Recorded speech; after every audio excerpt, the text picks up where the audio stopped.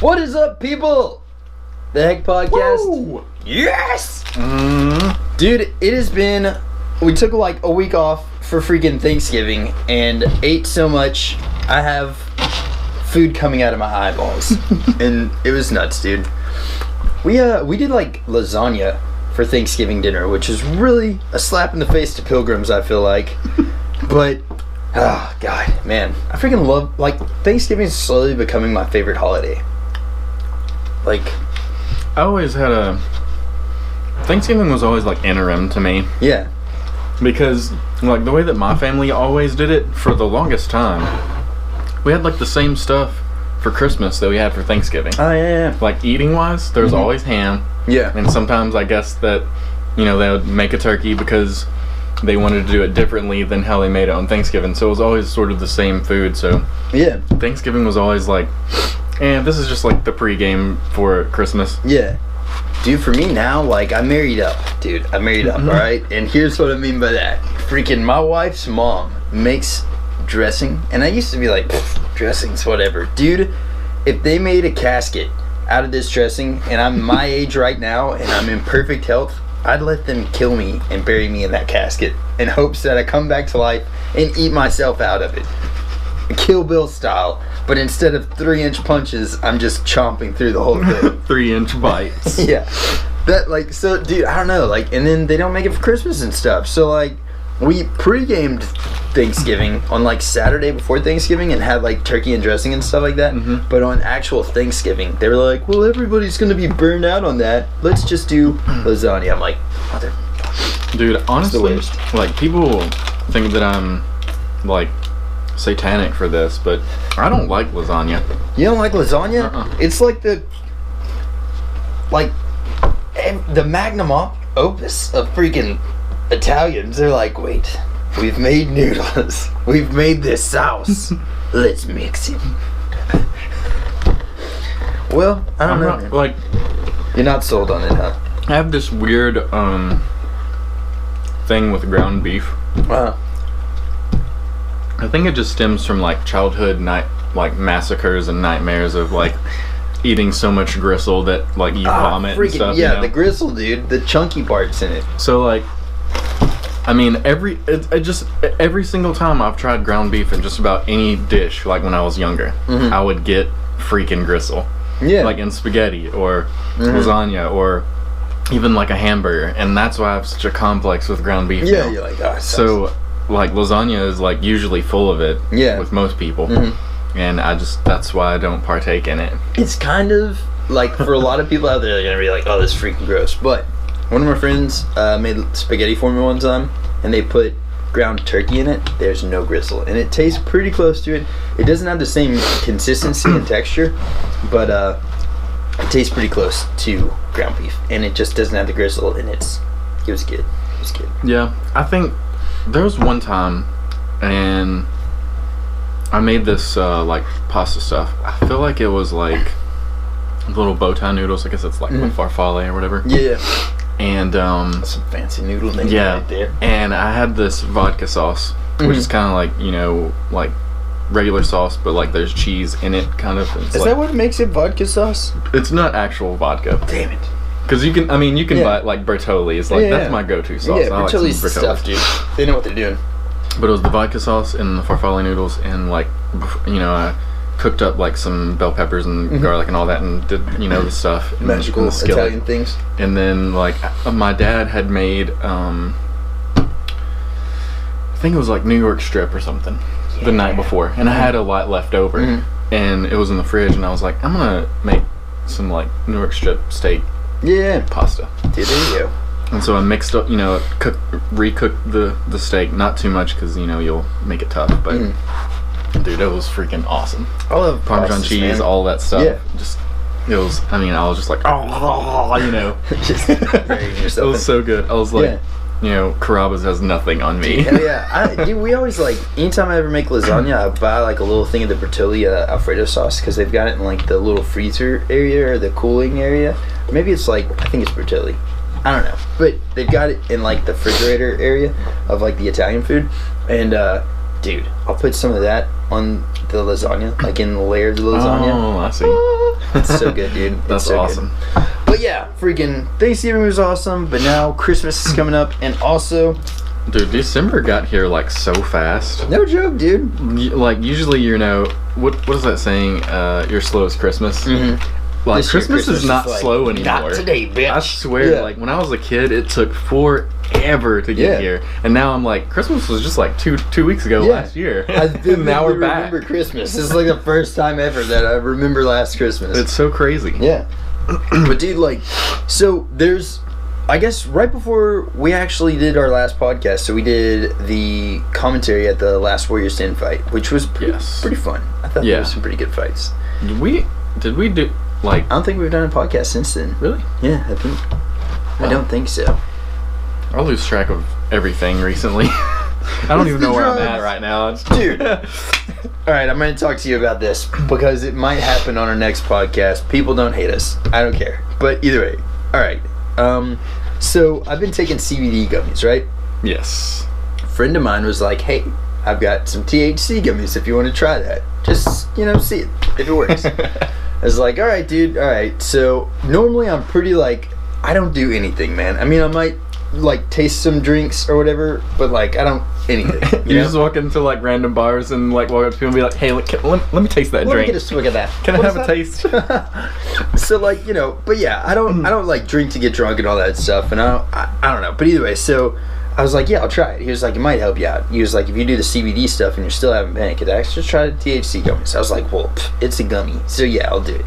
That's the prerequisite to this conversation, like the whole panic attack thing and like stress and anxiety. So it's not like oh yeah. The whole reason I do this stuff is because anxiety. I have like panic attacks horribly.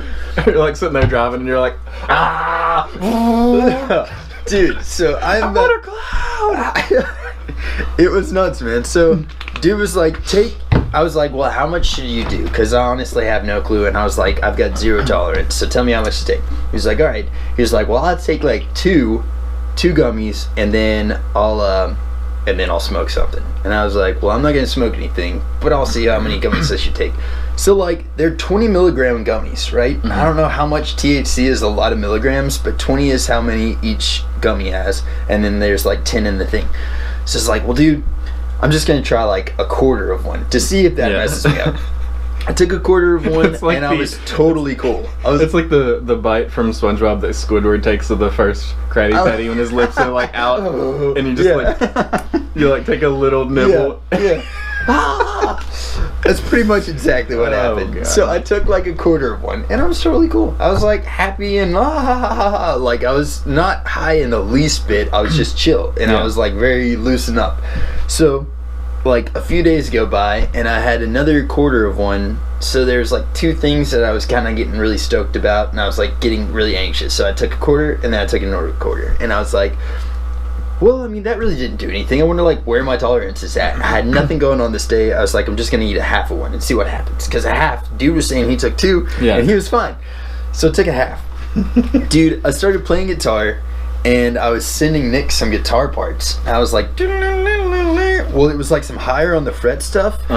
I took that, I ate an entire thing of chicken and broccoli Alfredo. Like, I made this huge pot of it, like, the night before, and I had a big thing of leftovers, smashed the whole thing. But I wasn't thinking, like, man, that's a lot of food. I was just hungry, so I was eating.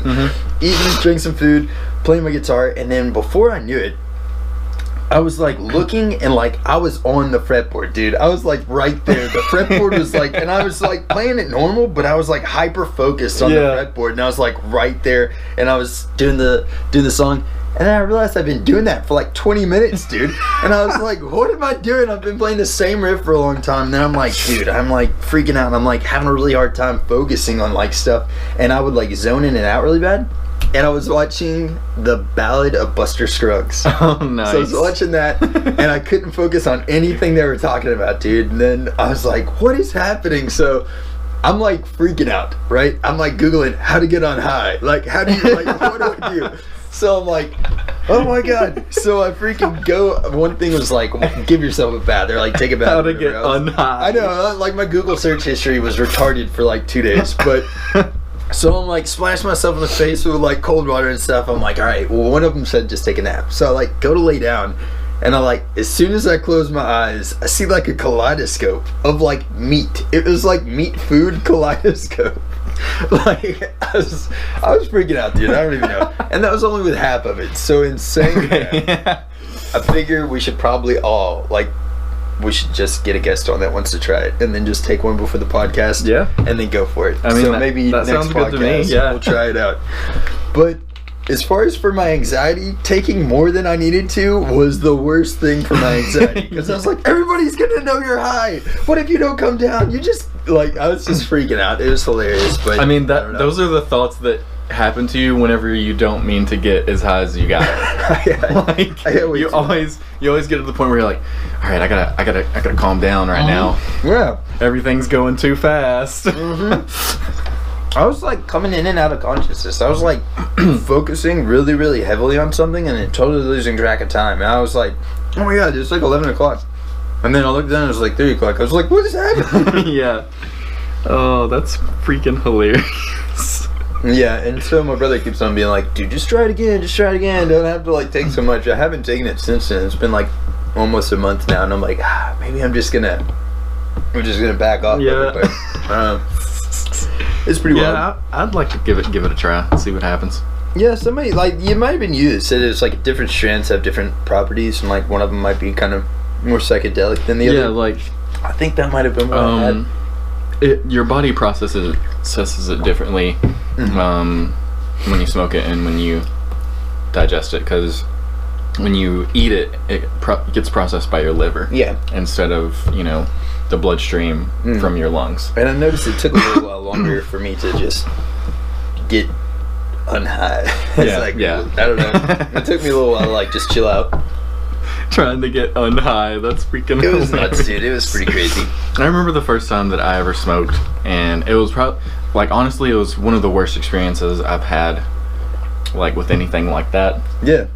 And I don't know if what I got was tainted in any way, or if I just got way higher than like I meant to get on the first time, because like we were sitting there and I was smoking it, and I didn't even smoke cigarettes or anything before this, and like you're supposed to hold it in your lungs as long as you can before you exhale, so I was like, I took a little like puff, and I was holding it in for a long time. You're like Navy SEALs diver holding it in long. Like a long time. And I just kept going. I was like, I don't feel anything.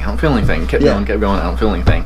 And then all of a sudden I just remember like going to my bed and laying down on my back because I was like, what's happening? You start freaking out because you're used to being in control of how you feel. Yeah. And once you lose that control, that's whenever you freak out. You're like, wait a second. And like in my brain, I felt like I saw this vision of inside my chest and like an anatomical vision of inside my chest. And my heart turned into like this liquid and like melted onto my spine. And I was laying on the bed like, no! Because I felt like it was happening to me. And I was like, no! And then... Dude. And then I like passed out. And I remember waking up and like I couldn't walk for some reason. So I got up and I was like on the floor, and like my girlfriend at the time, I was like, I need some water, and like she brought back this coffee mug of water, and for some reason I just got like the happiness of high, like right there. I was like, I felt like a king, and I was like sloshing the water around in the mug, and then I was like, ha ha, and I like took a drink. And like that's about the most I remember. Dude, that's nuts, man. But I didn't get high again for a long time after that because it, effed me up. Yeah, it messed me. So, but the next times weren't as bad as that. Yeah, it was just that first time. I think I just got like, to outer space way too fast. Yeah. I don't know, man. I guess that's the thing. Like tolerance is key, dude. Like it's just like with anything. Like, dude, the other night. Okay, so Jody went out with one of her friend's 21st birthdays, right? And her friend is also diabetic, which I don't know if you know about diabetics and like alcohol, but they can like, obviously there's a lot of kidney problems and like they have problems with processing anything. Well, I guess as far as food goes, I don't know about the rest of their life, but they have problems with processing a lot of food and water. But if they get drunk, like sometimes they can like bomb their liver and like in their kidneys and stuff like that, and they just totally fail. And oh god. so yeah, and so that's a real like problem, I guess. I don't know, but either way, so everybody, like, her 21st birthday, she's diabetic, everybody's like freaking out, and like they're like, she's gonna drink, we just want to make sure she's okay. So they're taking her blood sugar and all that stuff. Well, they're like, drop us off, and then we're just gonna go around Nashville, and then just we'll call you whenever we're ready to pick you up, or have you pick us up. And I was like, all right, yeah, cool. So either way, like freaking 1:30 comes around, 2 o'clock, and everywhere's closing up, and they call me, and I'm like, all right, cool, I'll be right there. So I get there, and dude, my wife is holding her head up, like the chick's like just out of it, like dead out of it. I mean, like, I don't know how you get so drunk, but like she is like not audible. I thought she was like, I mean, I don't know, she was just like beyond shitty drunk. She's like can't move herself drunk. So like she's in the back of my truck, I've got all these girls in the back of my truck, her mom's there, oh god, and Jody, and then everybody. And so I'm like, look, just don't puke in the back of my truck, okay? That's all I care about. I'm glad you're having a good time, but if you puke in the back of my truck, I'm gonna be pissed. And then they're like, well, we'll pay for it. But either way, so I get them to their hotel room, and like the girl and a few of her birthday friends are like going, like, got a hotel up in Nashville or whatever. So like I was like, I'll carry her up to her room, and they're like, no, this will be funnier. And they get one of those freaking little carts, the luggage carts. So like I picked her up, put her on this luggage cart, and she's got like one arm over the rail, and she's like drooling, and it like, they're like, take a picture, and she takes a picture, and she's like this, but like trying to smile. She's got like one eye staring up in space. That's hilarious. But I'm like, how does it go from let's just take shots and drink and just have a fun time and get drunk to like, let's get beyond like blasted and just be like, can't even carry yourself? How do you cross that barrier? Like, where does that happen? I don't know where that happened. For me, it's always been accidental. So it's just like, man, you just drink, and then you're just like pass out. Yeah, like a lot of times, like tolerance is weird for me, in my experience, because there's been a lot of times or a lot of nights where I've just been pounding and like going shot for shot with people, and like they'd be falling off the table, and I'm like, bring it on, you know, more bitch. And like I just feel like I'm not even affected, barely, just keeping on going, you know. And then there's some nights where I'll take one shot and I'm like, what the hell, you know, like I'm like blasted drunk. Like I don't get it. So I think that's where it gets me, because a lot of times I won't feel it, and then all of a sudden I'll be like, and then the lights just go and I'm gone, and I don't remember it. Have to carry you places. Well, like most of the time I don't remember. Like I've only blacked out maybe like three times in my life. That you can remember? That I can remember. But like it's funny sometimes, and sometimes it's not, because you don't know what you did. So like I would have to go around and ask people what happened after this point in time. Just look at it and be like, we cool? Because there's sometimes that people would be like treating me like they're mad at me, and I'm like, what the hell happened? Like, I don't know what's going on. And like I would have to be like, what happened, you know? And they'll tell me, and I'll be like, oh, I'm sorry. Like, I don't remember this. But I don't know, man. That's the reason, like, I guess I don't know. That's one big reason I don't do that. Like, I just don't want to like lose control, you know? Why are you so stupid without anything? I mean, the only reason that I was ever able to let go like that is because I trusted the people that I was around. Any of the group that I was partying with, like it had some of my best friends there with me. So like I knew that they wouldn't let anything stupid happen. So. Dude. But like so also the UFC just had like some crazy stuff happen, and I don't know, I'm pretty like, I've got a conspiracy going on right now, okay? So like Sage Northcutt left the UFC recently, and Dana White was like, oh, we're just gonna let him like pad his record in other places, and then we'll, whenever, like later in his career, we'll get back with him, you know? And that was like his official statement for the whole thing. But then like I saw that interview where they were asking about it, and he was like, he said usually whenever we let people go, it's because like it's like I'm mad at him or something. But he was like, we didn't like cut him. He was like, you know, his contract was up and we just didn't renew it. So like that's what I heard. And then, what's the guy's name? Azuri or Israel? Ariel?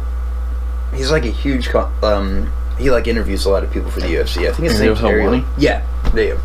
He was talking to a guy that's really close to Sage Northcutt's gym, like one of his coaches, and said that they were like, they had done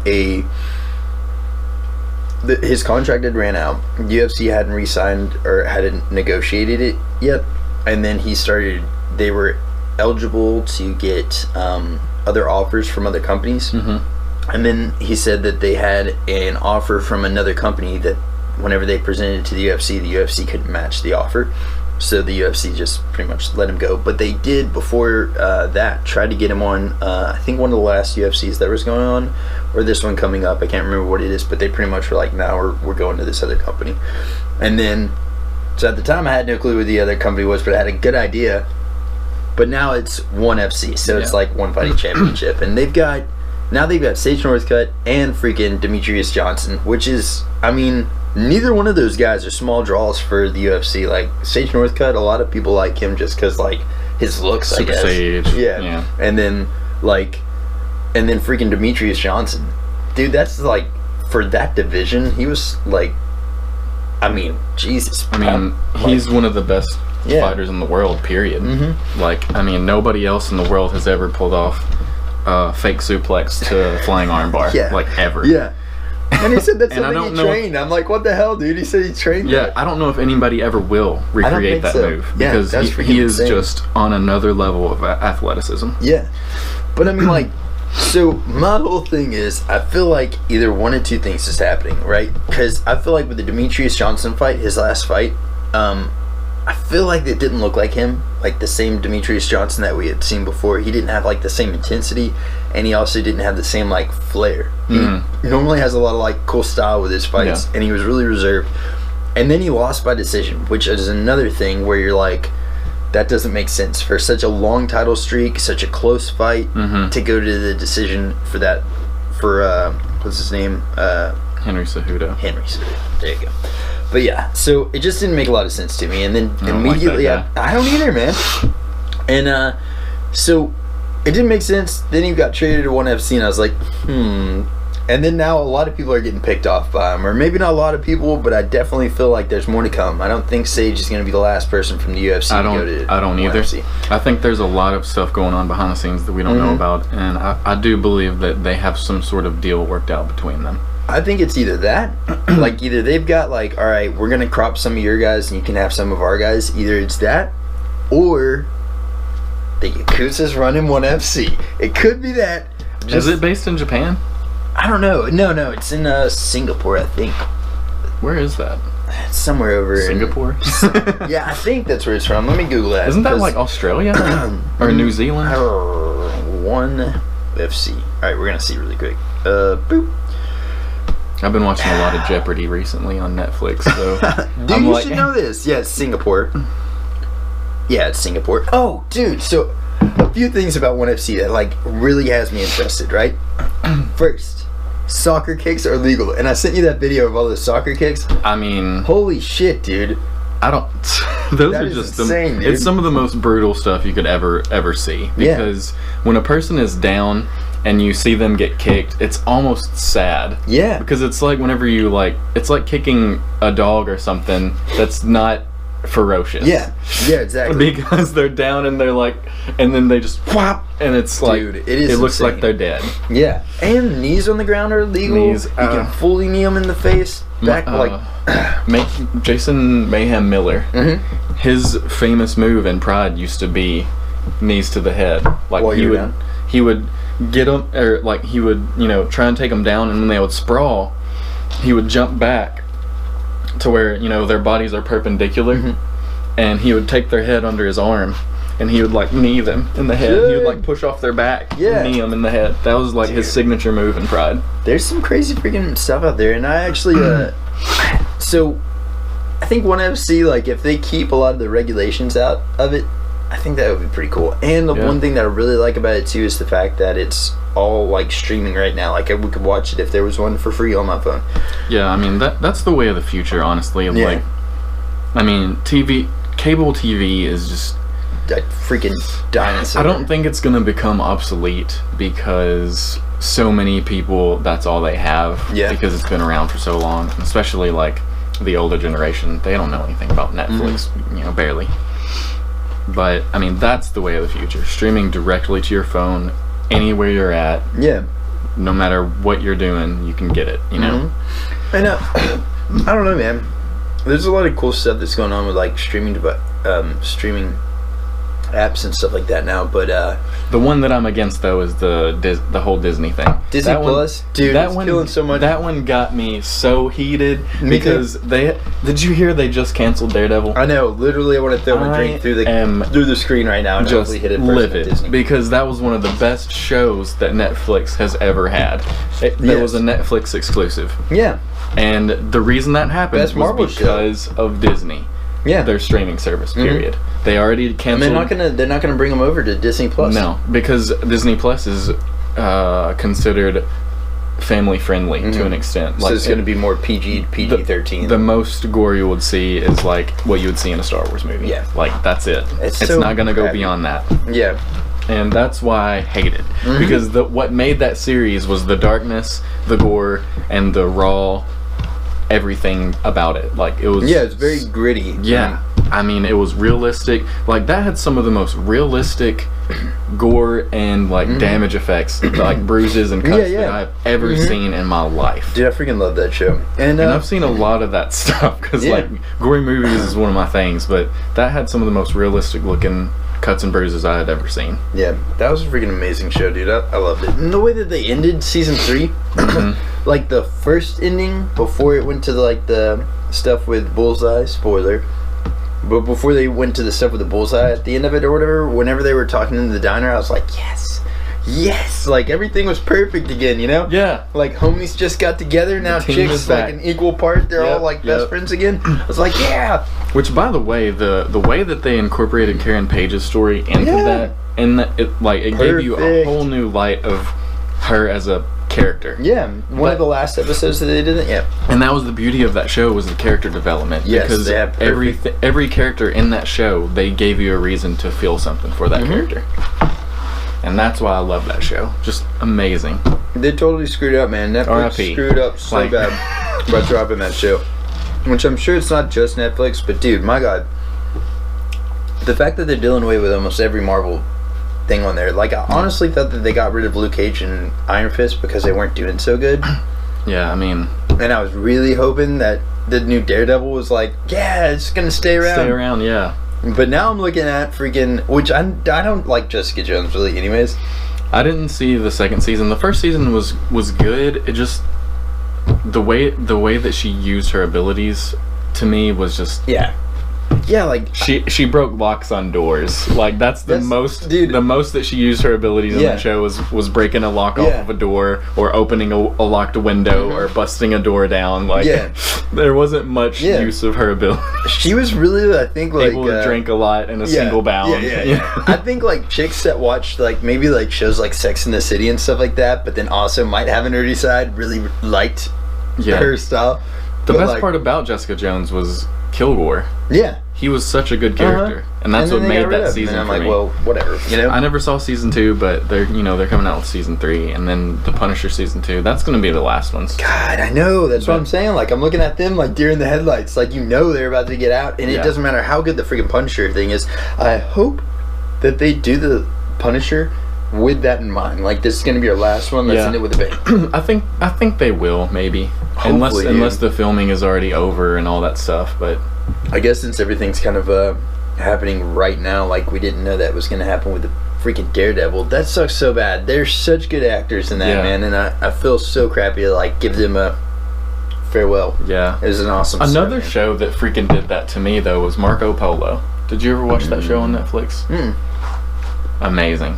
One of the best. I mean, dude, like Marco Polo you wouldn't think it because Marco Polo, like, but it's freaking like it's a lot like Into the Badlands. Oh, that's cool. It's historically semi-accurate, I believe, and it's about like Genghis Khan or nice. Genghis Khan's son, I think. Oh, okay.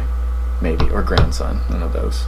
But he takes Marco Polo into his court, kind of, because of a deal with like Marco Polo's dad or something. And it's based on like the Silk Road and how that whole kingdom was like one of the biggest kingdoms in history. And the reason it was that way is because whenever he took prisoners, he would give them a choice: do you want to live in my kingdom and bring your skills to make my kingdom grow, or die? Well, and like, given the options. And like that's how he got so many people to broaden his like goods to trade with other people, is because he would bring them in like silk shirts or silk whatever here, you know, tea or whatever here, and he would bring them all in and the trade with everyone. That's why his kingdom was so big. It was very smart. But that show was so good, had so much martial arts action in it. The fight scenes were great. Yeah, that's crazy. And it was a great show, but the second season ended on a cliffhanger, and they didn't renew it because it was one of the most costly productions in Netflix history. Jesus. And they couldn't keep up with the budget for the next one. So I freaking hate that, man. Like they need to be able to tell, like, I mean, I know that they order stuff in sets, so that like, they order shows in sets or whatever, but they need to be able to tell them, like, hey, we're heavily considering renewing this, or hey, we're really leaning against it. But dude, like, not to go way off on something, but Genghis Khan, I heard something about him the other day. So like, first, he killed 10% of the population. 10% of the entire world he killed in his time. Which is like 1 out of every 10 people, he killed them. That's freaking nuts.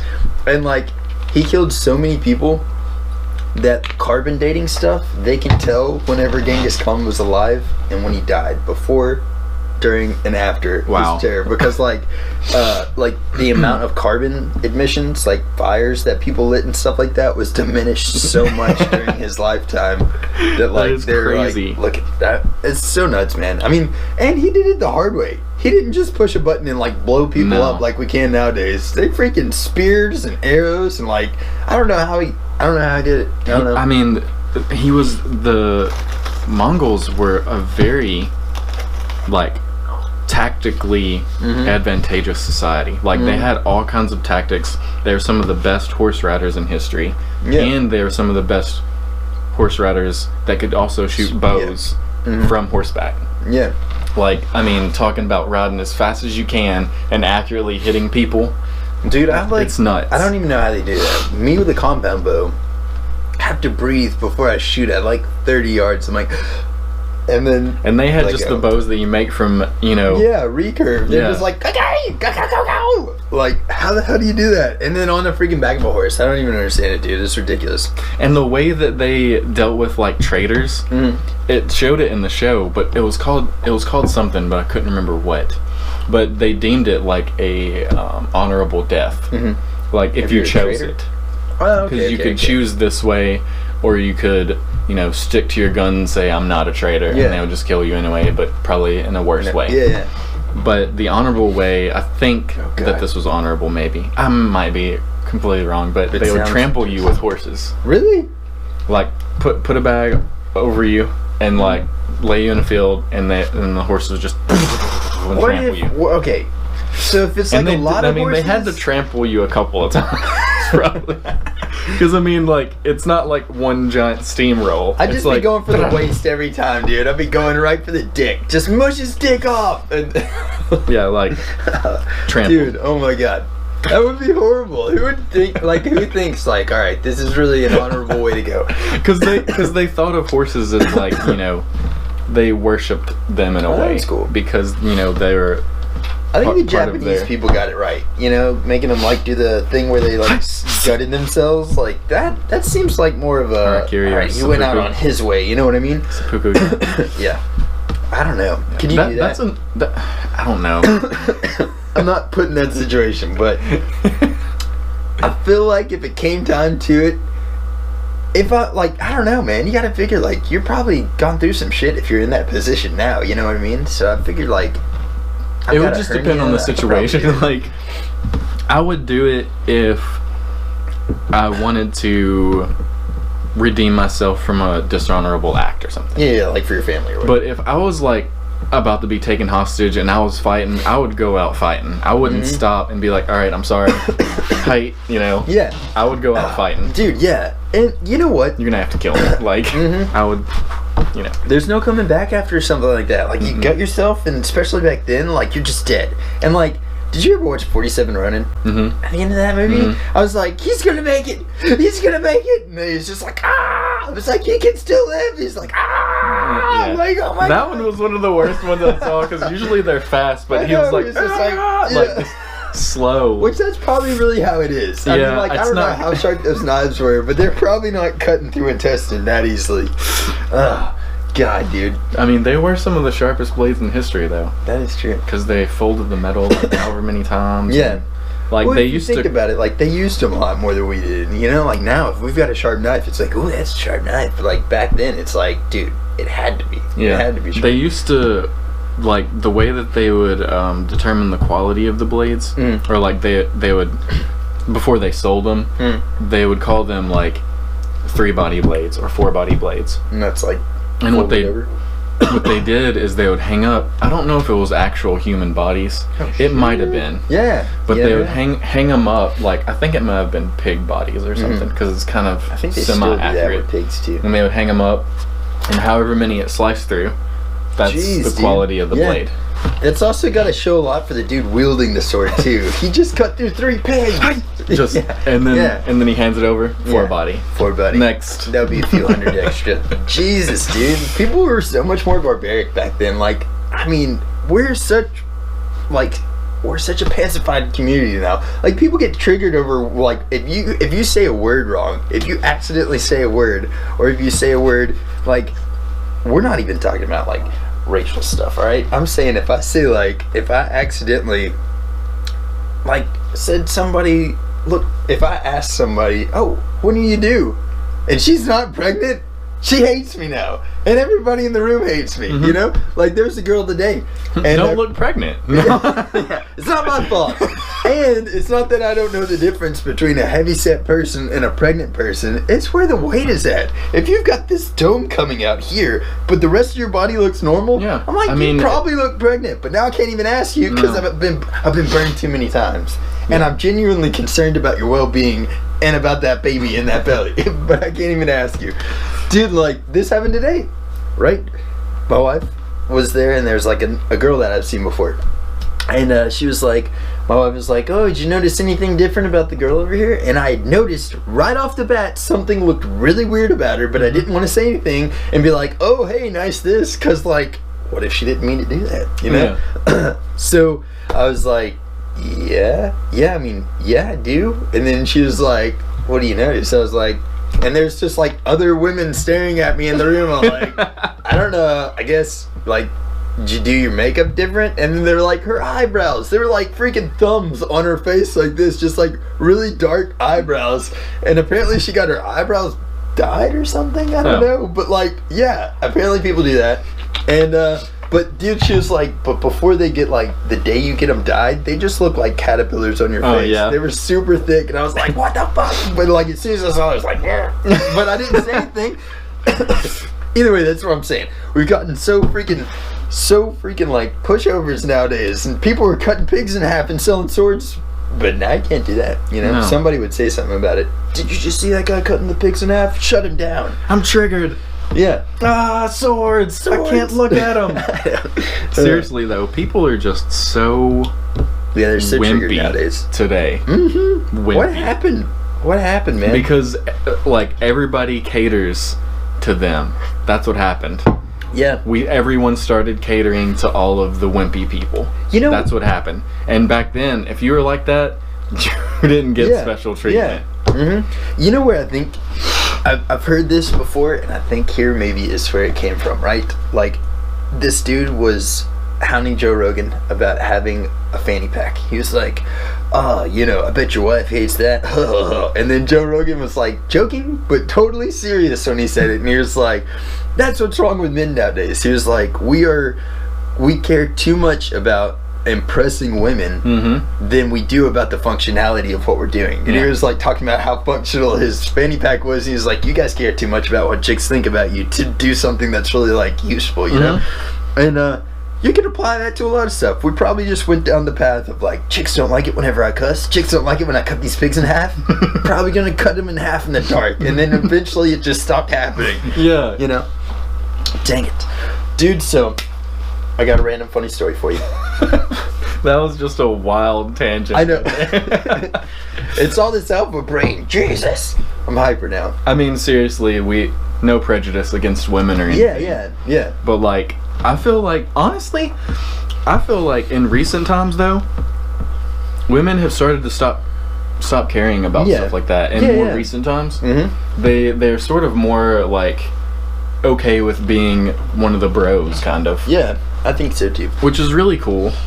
You know, like, used to you would be afraid of burping or farting in front of your chick, but now they're doing it with you. Yeah, and I think that that's something that should be applauded. Yeah, and a lot of women hate on other women for that. Yeah, that's the biggest problem that women go through these days, is other women hating on them. Yeah, no joke. I'm like, if y'all want to rise up as like a community, then stop hating on each other. Yeah, stop being hateful. There's so many like there's so much jealousy in the like feminine community that I've seen with my own eyes. Like, I don't care if you call me sexist or whatever, like that. Yeah, we ain't going there. Yeah, but like with my own eyes, I've seen so many women hating on each other, and then like they're so much more conniving than dudes are to each other. Like, you know, the last time I've looked, like me and you've been out somewhere, and I'll be like, "Look how fat that guy is. He looks so stupid in those pants. What a dumbass!" And then walk off. Why is he wearing those pants? What a dumb piece of shit. I'm gonna go buy pants and look better in them than they are. But chicks at bars will be like bad mouthing other chicks at bars, and then just trying to like hype themselves up or something. But if they would just stop hating on everybody. And honestly, a lot of that goes back to the basic foundation for trying to find a mate. Yeah, I get you. Because they wanna get the best mate out there. So it's always treated like a competition. Yeah. And I'm not saying that all women are that way, because they're not. But and I mean, it's not like necessarily damning if you are that way. It's just like, lighten up. Like, I mean, don't be a better person. Yeah, like if you would just be yourself and not worry about what this chick is doing to get that guy, you could get a guy better than that. And more catering to who you are as a person if you were just yourself, and you wouldn't end up with some fake guy that only liked what you're putting out. That's not even who you are. Yeah, exactly. That's a good way to put it, man. But anyways, but we digress. Dude, but yeah, I don't know, man. It's just so much crazy shit going on. Yeah, a lot of too much hating on each other. Like, everybody just hates, and that's what everything is about these days. Yeah, like it gets more attention if you're hateful to somebody. Honestly, I'm happy when people hate us, because it brings us more to light than if people like us. Yeah. Like, if we got more haters than we had, you know, people that loved our stuff, we would be more famous than we are now. Yeah. And that's the way that society works these days. And it's stupid, and I don't like it. It's so dumb. It makes no sense, man. And I don't know. So if you hate us, keep hating, because don't hate. We love it. Yeah. Dude, so it's a pretty good bridge. I'm gonna tell you about this freaking American flag that's over here, which you guys can't see it, but there's a massive American flag over on this other wall. We're gonna take the picture for this podcast in front of that flag. There you go. Yes, that'll happen. But dude, so pretty much it was coming up on Veterans Day, which I really didn't even know it was Veterans Day. People just kept on telling me Veterans Day is coming up. So I was looking for an American flag, because there was this one that I kept passing by that was like tattered to pieces. And for some reason that grinds my gears. I'm like, man, that's disrespectful. So like, instead of me going up and just being like, taking down their flag and folding it up and handing it to them and be like, it's disrespectful, and then just walking off, I was like, I'm gonna go buy a new flag, take their old flag down, put the new flag up, and then just not say anything to them, you know? Yeah. So that's what I intended. Were they old?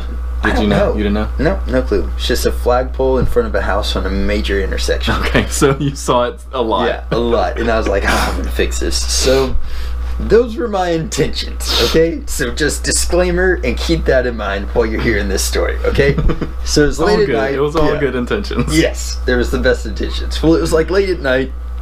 I had somebody driving me, right? And I was like, all right, I'm going to get out. I'm going to take the flag down. Like, it's old classic flagpole, so you've got to have, like, technique to get the thing down. Yeah.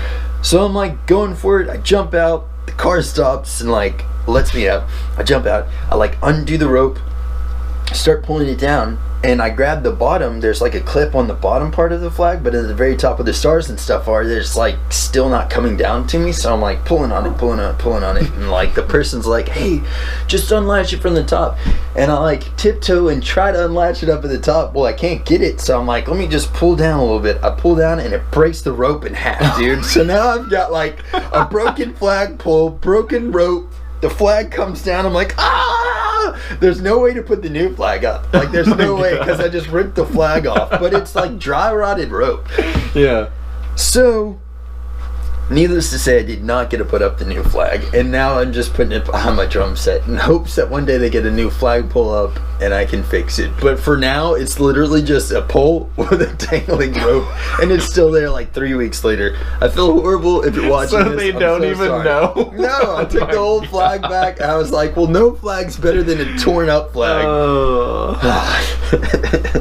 It was so bad. Everybody got so mad at me that was in the car. They were like, what the fuck? I was like, dude, I would try it. I was trying. It just did not work out.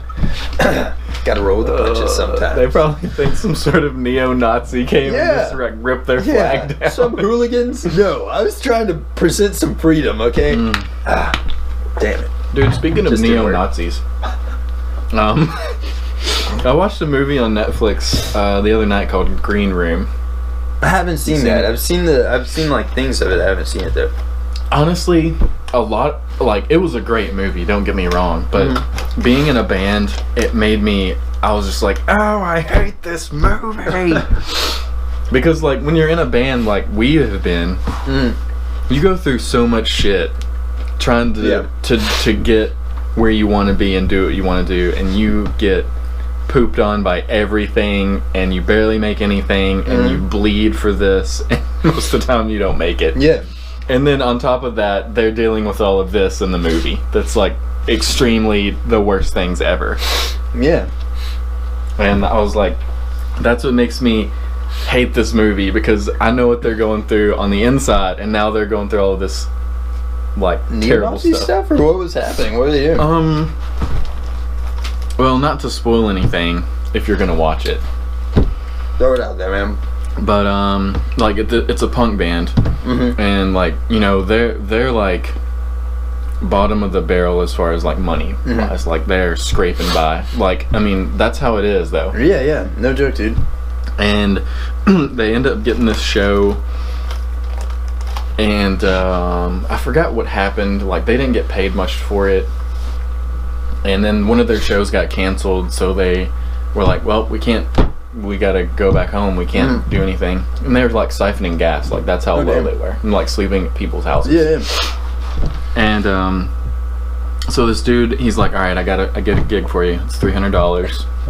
I think my brother, his brother or cousin or something knows this place, and he's like, $300. Yeah. And you know, they're like, we'll take it. So they get out there, and it's like a skinhead paradise, basically. Oh, dang. You know, yeah. I mean, like punk to the max, like all that. Yeah. And like they end up seeing something that they're not supposed to see, and so the people who own that place try to keep them there. No, dang. And like right after they see it, they end up calling the cops really quick, and the cops come out. And it gets crazy. Like you should definitely watch it, but it's and freaking what's his name? Patrick Stewart is in it. Oh, that's cool, dude. Yeah. Nice. Have you seen like it came out a while back, but it's Daniel Radcliffe. He has that he was like a CIA or something like that, and then he goes undercover and tries to go into like the Nazis, and like, dude, it's a really cool movie. He ends up like infiltrating the Nazi people, and then like shaving his head. Looks crazy, dude. I mean, like he goes from Harry Potter to freaking like Adolf Hitler to bald Potter. yeah Dude, it was nuts. He's been in some crazy movies, man. He's been like Horns was actually an awesome movie. I freaking liked that movie. I never saw it, but it looked interesting. And then now there's some other movie where he's like in like downtown New York, it looks like, and he's in a bathrobe with like guns duct taped to his hands. I don't know what it is, but it looked interesting. I saw some like shoots from the movie set or something like that. It's freaking nuts, dude. And then he's in this movie, I haven't watched it yet. I think it's called The Jungle or something like, I think it's called The Jungle, but have you seen that? It's like he's a tourist and he wants to go out and like, I want to go to the non-touristy place. I want to go out in this place in like the rainforest or something like that. And then I think they all get eaten. Oh, dang. Yeah. Cannibals, man. It's a real thing. But yeah, dude. There's some crazy movies out there. Yeah, a lot. I mean, I've been looking. Actually, I watched the newest Blade Runner, 2049. Yeah, dude, freaking love that movie, man. If there's one more reason you need to like Ryan Gosling as an actor, dude, that one. He's the freaking best, dude. He's awesome. I mean, like, I'm a movie buff. Like, and I don't say that to brag, but I love movies. Like, I've just, from the time I was small until now, like, my dad, he's a movie fanatic. Yeah. Like, we are always quoting movies back and forth to each other and doing voices and stuff. And that movie is one of the most visually, like, stunning movies I've ever seen in my life. Like, one part for me is whenever they, like, wreck that car and they're in that place that's, like, really just shallow water. That shallow water area where they're fighting, it's at nighttime. Oh, yeah. Crazy as hell. Right at the end. Yeah. Like, cool. Just about every scene of that movie, you can look at it and it's an artistic expression. Yeah. Like, every scene is that way. And there's so many scenes where there's no dialogue. Yeah. And it's just like how the characters are showing their emotions with their face. Yeah. And Ryan Gosling is one of the best at that. Yeah. I mean, in Drive, he's so funny. How many times did he speak? He really did. And you didn't even know his real name. Yeah. But you still loved him as a character. Yeah. And like, I think Harrison Ford was talking about it in an interview for the Blade Runner movie. He was talking about how Ryan Gosling, he was like, the way you know that someone is a good actor is whenever they can they can be on screen and say nothing and portray an emotion and you can feel it from watching them. And he does that so well in that movie. There's so many times there's no dialogue at all and he's just like, you see the look on his face and you can tell what he's feeling and you feel it. Have you seen he did a thing, I think it was like for Saturday Night Live or something like that, but it was about the Avatar font. It's called like Papyrus or something like that. No. Dude, it is freaking hilarious. He's like sitting there and he's sleeping and he wakes up from a dream. It's like obviously a nightmare and he's like, ah! And then his wife's like, what happened, right? And he's like, it happened again. It's been weeks, but it's just happened again. And then he's like sitting there and he's talking to his shrink and he's like, you know the Avatar movie posters? And they're like, yeah. And he's like, do you remember the font that they used? And she was like, yeah, kind of like had a jungle feel with like a new age style to it. And he was like, Papyrus! It was just Papyrus! And he was like talking about how they just took selected a random font and put the name Avatar in it. And he was like, some editor out there got paid for this. And then it's like a 3-minute long thing of like, he goes outside the guy's house and he's like watching him in the rain in his car. It's really funny, dude. Oh, that's great. He's really. And then, have you seen The Other Guys or The Nice Guys? Did you watch that movie? Dude, that was such a good movie. I loved that freaking movie. Yeah. I wanted them to do another one. I know. I think they might. I don't know if they're going to or not, but so many just hilarious moments in that freaking movie. Like one of the first times you see Ryan Gosling in that, he like tapes up his hand because he's about to break out the glass to open the door, and he like starts wadding his hand up and he goes, like hits it like that or whatever, and it doesn't cut his hand, it cuts his wrist. Like glass just cuts his wrist and he's like, ha! And then it just starts spurting blood. He's like, ha, ha! And then he looks at it, he's like, there's a lot of blood, and then just like falls over, and then the next thing you see him, he's like in the back of an ambulance like going crazy. Dude, I've quoted that so many times. And like one time my friend Tyler, he was on our podcast once, he cut his hand and dude, I looked over at him. He just cut his finger and he was like bleeding. And I looked over at him and it was just like, pss, pss, pss. He like nicked a vein or something, dude. And I was like, that's a lot of blood. And then now every time me and him talk to each other, we always like hashtag that's a lot of blood. He bled everywhere, dude. There's probably still blood on my car keys. Oh my God. It was so much. And like whenever I fixed his hand, It was like a little bitty cut, dude. It was a little nick on his hand. So funny. I busted my knuckle one time during a show when I was playing in Project Arco it was one of the rims of my drums. Oh, yeah. And like that thing bled all over my drum set. I remember that. I didn't stop. Like blood everywhere. Yeah, I didn't stop playing. I just kept playing and everything. And like when we got done, there was like splatters all over all of my toms. And I left it because I thought it was cool. It's pretty awesome, dude. One time I was it was with Project Arco again, and I was playing a song, and we had been playing like a lot of shows consecutively, so I didn't have time to change my guitar strings, so they kind of got like a little bit of sweat, I'm sure, was on there, and then some of them got rusty, right? Well, there's this part in a song where like on the high E string, which is a really, really thin little string, we did a slide from like the 3rd to the 8th and back, so it's like did that. And so first it was like the opening song to that set, so we're playing it, and then I went into the first little slide, and on my ring finger right here I'm like playing, and then I just did the slide down, and I felt it just slide through my finger, and my finger was in the string, so I went and like took my finger off, and dude, blood was everywhere. And that was the opening song, opening riff. I looked down, like there was blood all over. It was dripping down my elbow. It was on my guitar. It was like splattered all over my guitar. It was all over the floor, and it was just from a slice. It looked like a really deep paper cut on my finger, and I had to learn how to like replay that song in a different way. It sucked, dude. It was crazy.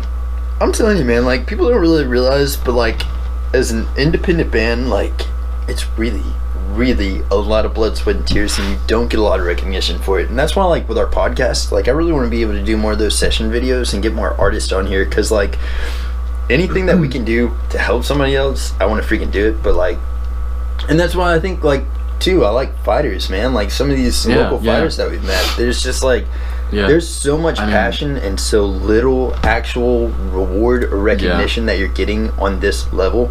And I mean, it proves how much that they enjoy what they do, because if they didn't enjoy it, then they wouldn't be putting in all of this work at all. Like, I mean, they're like to the bone working. Dude, no joke.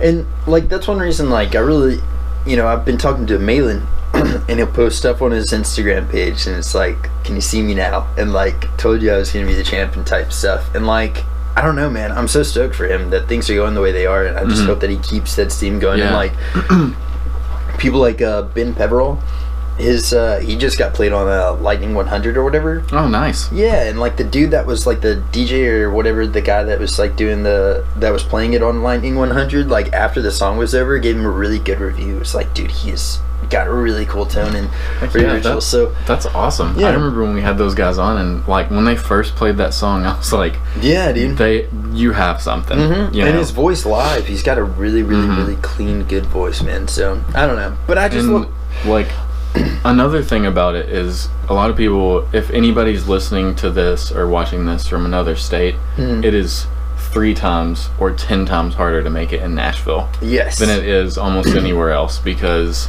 I mean, right now, Nashville so saturated, is man. Flooded. Like, I'm talking, it's been overflowing for 15, 20 years. Musicians, constantly. And everybody hates on everybody because they're trying to do the same thing. And it's that whole competitive... Well, it's very competitive. Outlook. And so that's why a lot of people end up dying out and not making it, is because... they can't keep doing it because they're not getting anywhere, because no one will let them. I'm telling you, man, like I think the furthest in music that I ever got was like whenever I was helping, like it was like a few bands were getting together and we were doing stuff. Like I would go on tours with bands and then they would go on a tour with us, and then like I think that's the furthest in music I ever got. And it's like, I know there's a lot of people out there, like, I mean, you can't look at somebody like for instance, Ed Sheeran, right? One guy, and you'd be like, he did all this stuff by himself, but like, really? I mean, he got pretty well noticed just by writing his own songs and stuff like that, but I mean, like, he also wrote songs with like really famous singer-songwriters and got to where he is now, just not off the coattails of other people, but with the support of other people, and like, That's the biggest problem in Nashville is nobody wants to help anybody, and everybody is fighting to get on shows with these other more popular bands, and they're not trying to help each other do their own things. Yeah, and I think it's a huge problem, and it's probably never going to go away. Yeah, that's just the way that life is. Everybody's competing to get where they want to be, and that's how America is. Yeah, especially. Yeah. But I think you'll have like little cliques of people that will like get together and kind of just start having shows and stuff like that together, and try to build their reputations together. I think those people that end up getting into something like that are probably going to be the more successful bands and stuff, And I don't know, man. And I don't know if it's necessarily just because they're like going at it from like a positive way of doing it, or if it's karma, man, just being a good person and trying to help out somebody else, help yourself out, I don't know, but it's pretty cool though. But yeah, man, so also this Saturday there's the UFC. They're doing UFC, what is it, 223? Dude, I've lost count. I can't remember which one this is. Yeah, it's been a lot. I mean, it's in the 220s, I think it's 223, I believe, or might be more than that, but Bullet Valentina and Joanna Jędrzejczyk, stoked for that fight, and I honestly feel like Bullet is going to take the belt for once. I think she's finally going to end up getting it. It's a vacant title, right? Yeah. Okay. So I think she's going to end up getting that, and then also I love Valentina Shevchenko. Yeah, me too. She's a badass chick. She's an amazing fighter. She's got a great background in martial arts, and she outstruck or out-countered Holly Holm. Yeah. A lot of people forget about that, but whenever they fought, she beat her decisively by outstriking her. Yeah. And did you know that Joanna and her have fought before, apparently, but they fought kickboxing years ago? Yeah. Didn't she beat her? I don't know. I think Joanna might have won, honestly. I think so, because I heard Joanna was talking trash about that fight. And I don't know that she would do that if she won. But I think if she did win the fight, it's definitely a different game. Yeah. This is MMA. This ain't kickboxing. Yeah. I mean, freaking Rose proved that twice. Yeah. Yeah, exactly. So, there's that fight. And then also Brian Ortega and is it Max Holloway? Yeah, dude, that's going to be nuts. I think, my opinion on the whole situation, I think that Brian Ortega takes it. But I don't know. I mean, that's what I'm leaning towards. I love Max Holloway. Yeah, me too. And I've always loved his fighting style and his fighting spirit and his attitude towards fighting. He's not the best trash talker at all. Yeah, he's pretty crappy at it. Yeah. But not saying anything bad about him as a person. Yeah. But I've always loved his fighting style. Every fight that he's been in has been an awesome fight to watch. Yeah. And, I just don't know where he's at mentally.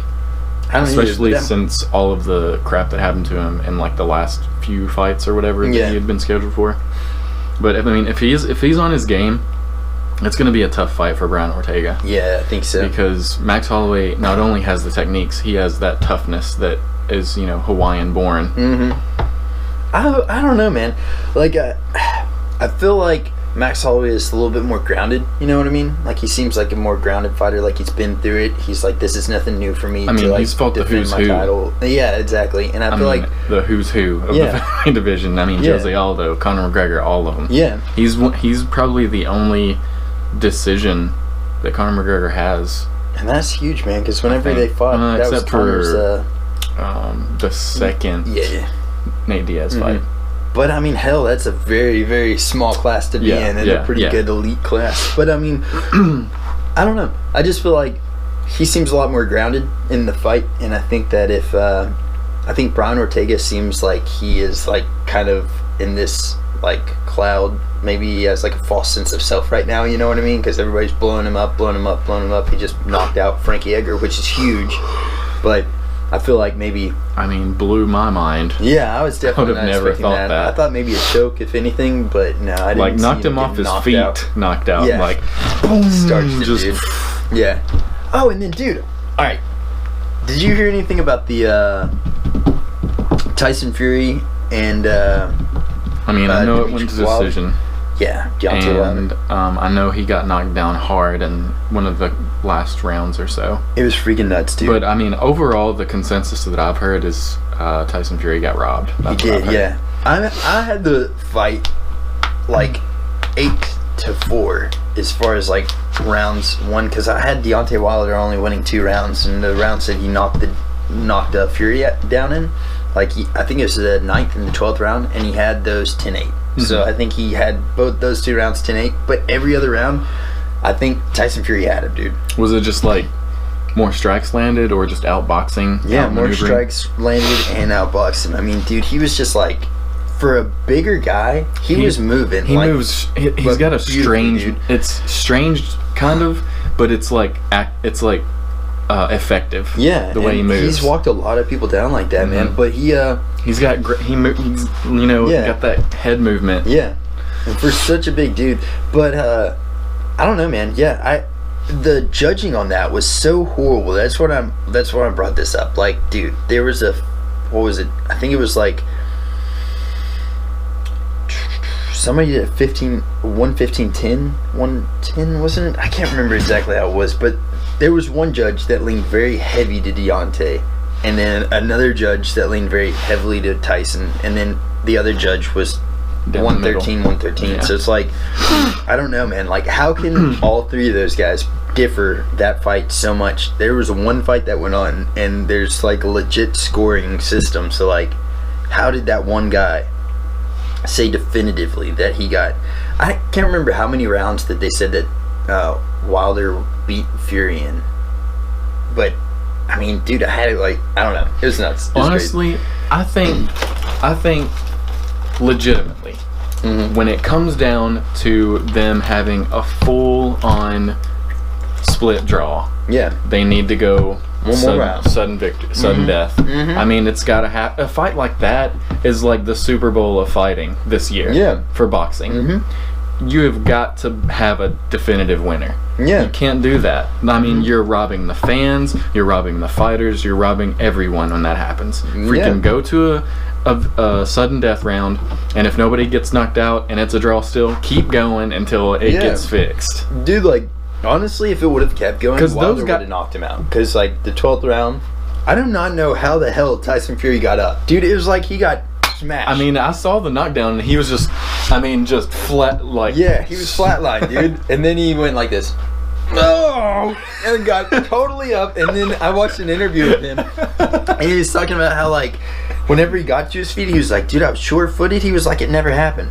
I was like, how the hell did that happen? I don't even know. I've never seen somebody get rocked so hard and then get up so quickly. Yeah. And so, it was just a flash KO, I guess. That was insane, dude. But yeah, I mean, I think if it would have won another round, Wilder would have taken him. And I think they're going to end up having a rematch. A lot of people are saying that Wilder's going to come out harder this time and try to finish it off earlier. But I think that Fury was kind of like getting at him. He probably had under his skin. He probably had some ring rust. And I mean, this knocked it off. Oh yeah, yeah. So like the next fight, I think Tyson Fury is probably going to be even better than he was in this one. Yeah, because that ring rust is gone now. Yeah, that's true. He felt the punches and he felt the damage, and he's probably like, you know, I'm gonna bring it harder next time. So it's kind of weird, man. It's like it's almost like that Stipe Francis fight again. It's like Stipe just did his goal, like did his game plan and won that way, but it very well easily could have been a one-punch knockout from Francis. And it almost happened. Yeah. I was scared for a minute when he hit him with that one.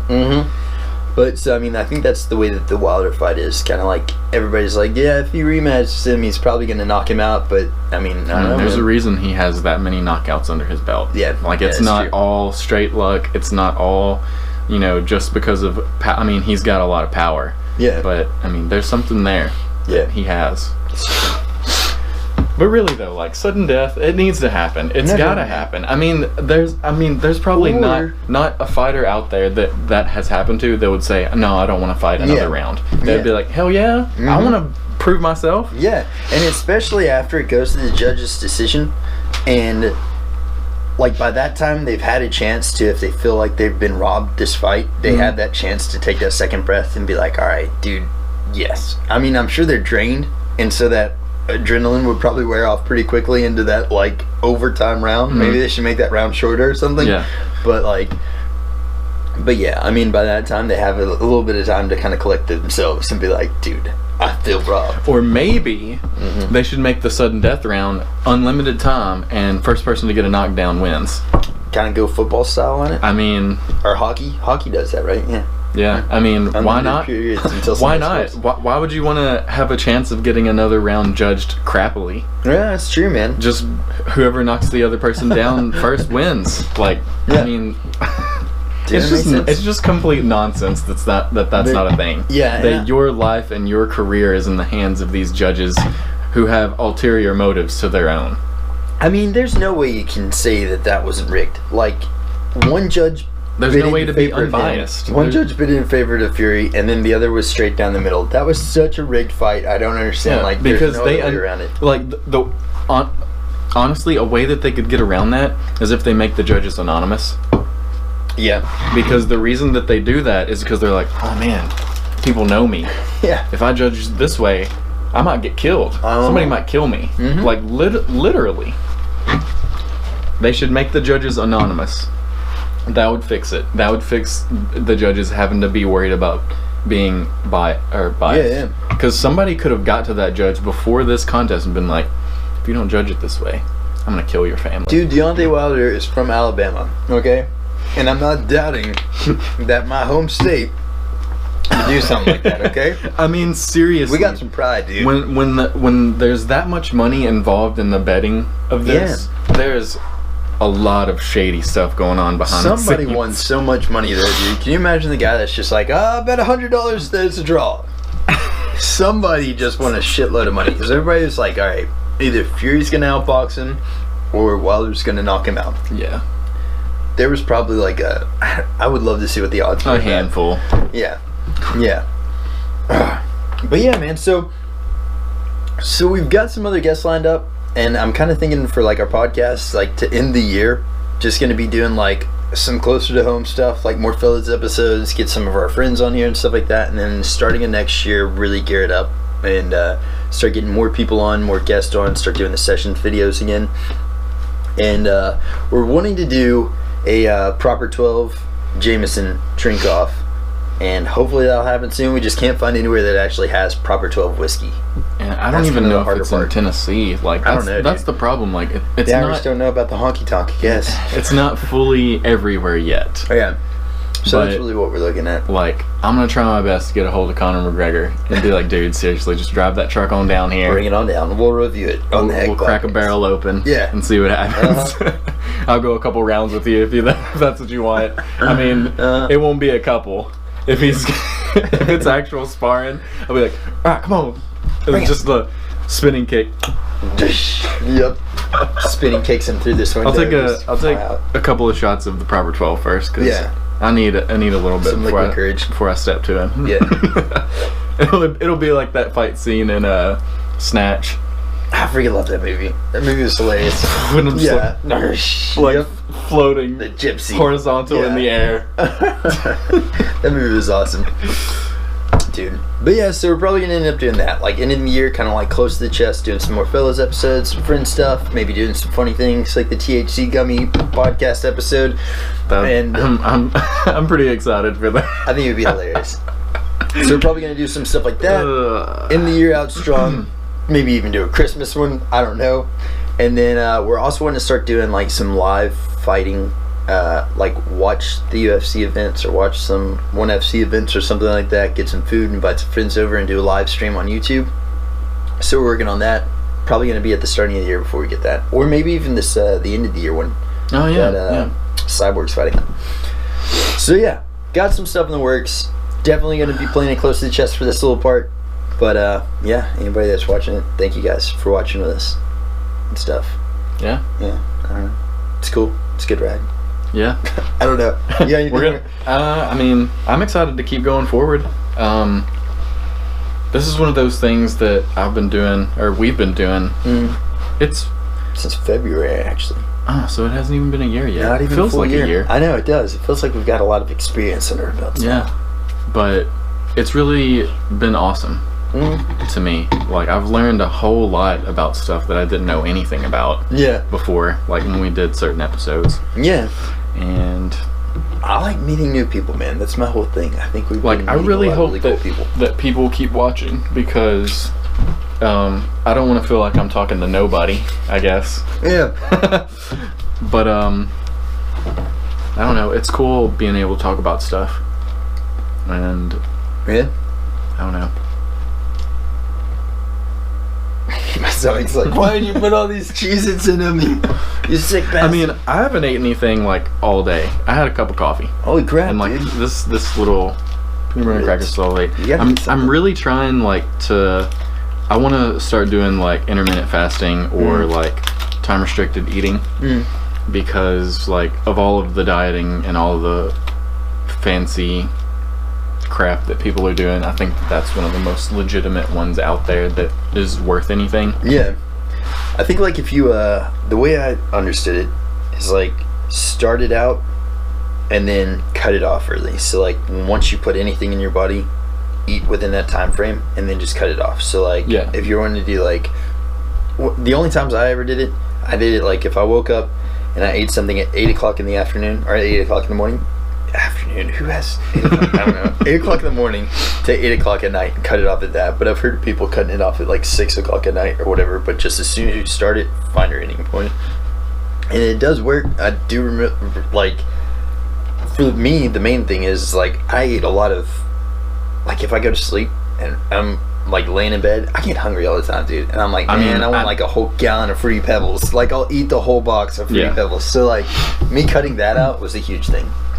But I don't know, like whenever I heard George St. Pierre talk about it on the Joe Rogan podcast, that's what really got me thinking about it. I mean, not only he's one of my favorite fighters, but like the stuff that he was talking about was like legitimate proof that it was working. Yeah. Like because he did a full body test before he started, and it was like, you know, muscle, like percentage, fat percentage, all of that stuff, like everything. Yeah.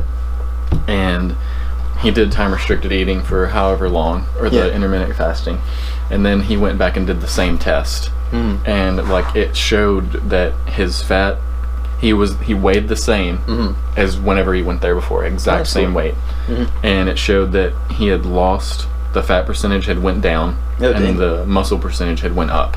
Huh. And he just doing the same thing they was doing before, just changed his timing and the same thing, just the intermittent fasting. Yeah. And he was like, a lot of people, you know, think that when you're working out, like the main thing they tell you is you've got to eat. Yeah. He's like, that's not the case. You don't have to eat this much because your body does some pretty interesting things whenever it's hungry. Like if you feel hungry, a lot of people really aren't used to doing. Well, I mean, people in America, I guess, aren't really used to that feeling of feeling hungry and like, but your body's actually doing a lot of really different things that it doesn't do whenever you're just feeding it all the time. He said it helped give him a drive. Like a lot of people think of whenever you don't eat, you don't have any energy, but like that's only because of the structure that you've created for yourself now. But once you get into that intermittent fasting and time restricted eating, your cravings change from being hungry to like a drive to get through what you got to do to get to where you eat. Like I think it's like a different feeling. Yeah. And he was just like, you know, he's like, I feel better than I've ever felt in my entire life. My workouts are a lot better. I'm gaining muscle. That's cool. And losing fat. Yeah. And I think that one of the things that affects it is like it gives your body a break from having to constantly digest food, metabolize everything. Yeah, and like I mean, obviously your body needs rest, and like when you sleep, that's rest. But like if you are constantly eating like breakfast, lunch, and dinner, your body doesn't get a break at all throughout the whole day. Yeah, yeah. And then a lot of times after you eat a huge dinner, you're digesting while you sleep. Yeah. So your body still isn't getting a break from digesting food. So a lot of times it'll speed up the process to try and digest everything, to try and rest, and it just screws your body up. It gives your body a chance to reset and relax. And two, I mean, like the amount of calories that people put in their bodies nowadays, like it does not equal to the amount of calories that they're actually spending. Yeah, that you day, need to get to do what you got to do. Like the average person just driving to wherever they're going and then working for however many hours and then driving back and then just chilling out on the couch and sitting there and stuff, like that's not working out any of those calories. So like, I mean, for me, man, like my work or whatever, I'll drive like an hour and a half there, do stuff that's kind of strenuous but not really like crazy. I'm not like a freaking logger or something like that. Like wielding an axe, and then just driving back. And then I work out, but whenever I work out like strenuously for like an hour and a half to like 2 hours, and then then that's my time. But really, I think like that's the only time that I'm really like efficiently like running at like 80% heart rate or something like that. You know what I mean? Like really maxing it out on burning calories and stuff. But I feel like nowadays, like kids, I know whenever I was younger, dude, I would like just smash junk food, like just boxes of cheeses, and just be sitting there watching movies or playing video games and stuff like that. I mean, I've still been doing that in recent years, and I mean, it's honestly catching up to me, dude. Like I'm starting to remember like growing up when my dad had a little bit of a gut, and I mean, like we still have the same body structure. I'm very similar to my dad in that aspect. But like the gut kind of sticks out a little bit just because like you're eating terrible foods, and that's how it's catching up to me. I'm feeling it. But right now. Then at the same time, like the quality of your food and stuff like that, like I've heard of people that do ultra marathons or running like 100+ miles in a marathon, and they're eating freaking pizza and drinking Mountain Dew and stuff. I'm like, how the hell does this work? Like it's not supposed to work. And they're just like shoving quick like microwave burritos in their mouth. I mean that's how I roll. It's I'm trying to cut that out because like it's a convenience thing. I'm really lazy a lot of times and I don't feel like cooking, especially on my work days. So I'll just throw pizza in the oven or cheddar peppers or bagel bites or whatever else I can find. But like on my days off, I've decided that I'm gonna try and start cooking more because I have more time to do it, so it's a little bit easier for me. Yeah, well, if the government would keep their hands out of my romaine lettuce, you sick bastards, I would be eating more salads. But I can't do it now, so I'm having to eat freaking almond truffles.